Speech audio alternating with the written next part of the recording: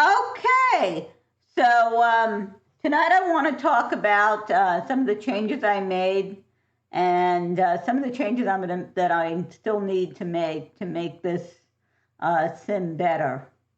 One of the problems I saw originally is it didn't seem to do anything on the second explosion. So what I did is I literally copied the explosion from the first one, changed the sphere size and things, the number of particles and so on, or the scattering, to make it such that it would look a little different. So let's look at this now. So you see a few things fall off, and then you get to 120, and you can see coming out all the interior a whole lot more. And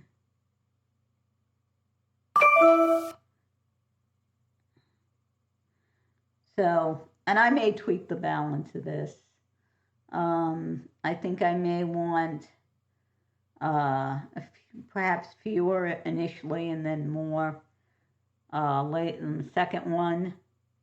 Now the other thing is the building seems to like jump up in the air. So what I need to do is see what I can do with that geometry. Finally is the issue of getting it into Cinema. The way I exported it just straight from the sim, let me bring up let's stop this and show you what we got going on here. Notice that the geo is one thing. It isn't too much I can do with it. Let's see. Okay, so we have essentially the frames. Now this may be okay because the problem is what I really want to do is separate out this part here on the floor, if you will, from the building. The other thing is I think I need to do something to keep the building from like jumping up in the air because that's just not realistic. But let me show you the key thing here. What I did is I took these two explosions and what I ended up doing is doing a switch so that if the frame is over here, now I probably could have done I could do a formula here. If $F is less than this, it should be 0. If it's greater than that, then less than or equal to 123, it's 0. If it's greater than 123, then it's it's 1, which would do the second .NET, which is in essence the second explosion. And the other thing is I'm taking the output from the first .NET and I'm feeding it into the constraints here. I'm also feeding it into, let's see what we got here, into this whole scatter thing, which is going to end up going to the Boolean fracture.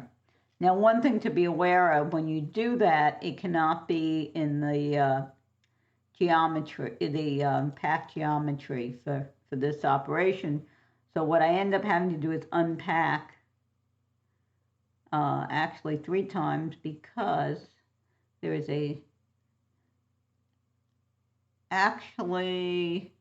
no, I don't have to do this because this is supposed to be packed. And you can see here, if we've got no packed geometry. And if we go here, let's see.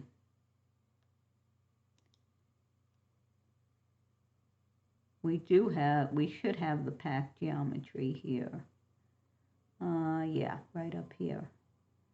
And like I said, here, no packed geometry. So you have to be aware of that. And of course, I cache it out. The output of the switch, which is going to have the original geometry plus the original .NET, or after a certain frame, the state of the geometry after the first .NET and the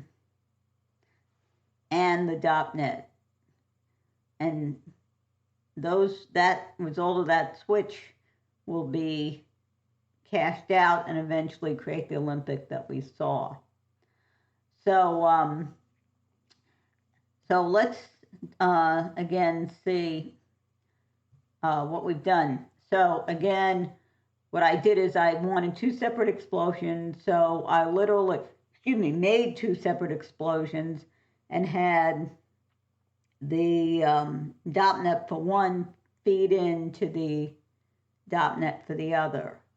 We're also trying to figure out the best way so that I can separate out the texturing of the building versus the bottom here. And I think what I'm going to have to do is try to export it out, not as packed geometry, but as unpacked, and then try to clean up some of the items there.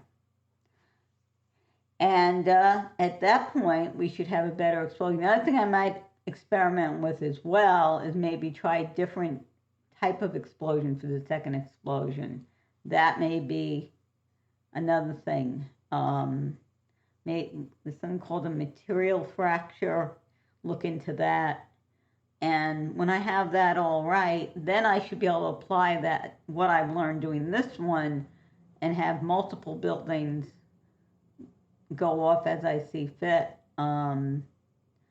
So anyway, hopefully this has been helpful. As you can see, let's go back and run through this one last time. As you can see, it is, actually getting destroyed twice. And again, the one last thing I forgot to mention that we're going to have to do that I mentioned earlier is somehow put more mass on this geometry so that it doesn't go flying up in the air as the result of the explosion. So anyway, hopefully this has been helpful as I work my way through this, and hopefully you're learning something. And I will speak to you next time. Take care.